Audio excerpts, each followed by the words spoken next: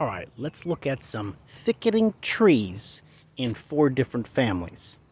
The rose family, the muscatel family, the dogwood family, and the cashew family.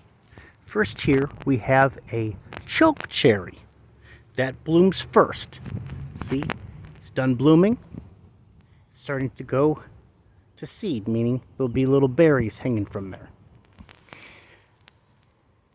Choke cherry is a thicketing tree,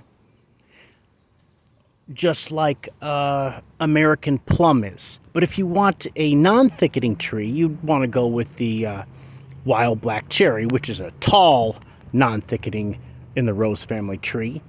And then for the American plum, the equivalent of non-thicketing would be the Mexican plum, which is, of course, native farther north of Mexico. Right after the rose family is done blooming, then comes the muscatel family. This is Nannyberry viburnum. See how they're starting to open up? This is a thicketing tree.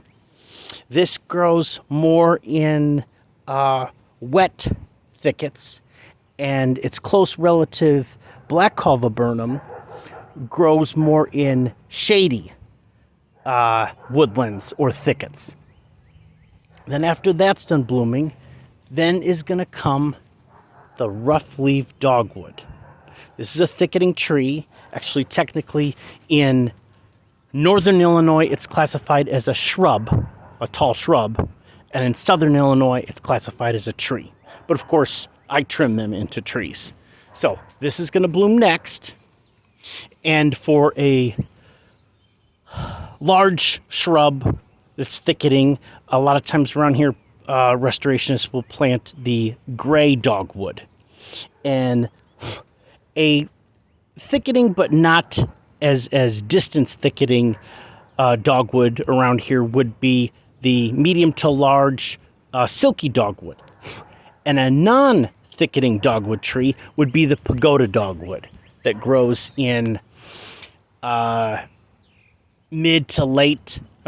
early to mid-succession shady woodlands. And then, sometimes forests. And then this is not a thicketing tree.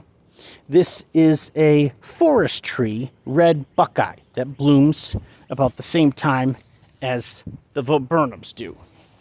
But this doesn't thicket, but it's a beautiful and flower understory tree.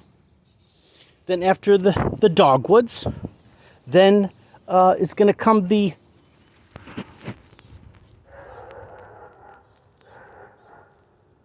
see how this is trimmed into a nice tree rather than a thicketing or rather a thicket shrub. This is staghorn sumac. That's in the cashew family.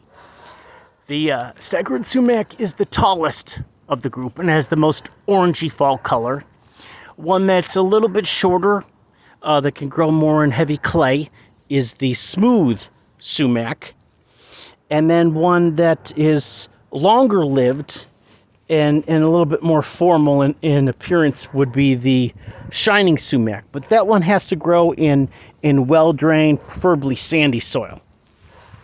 See the clusters from last year? This is what you can make sumac lemonade with.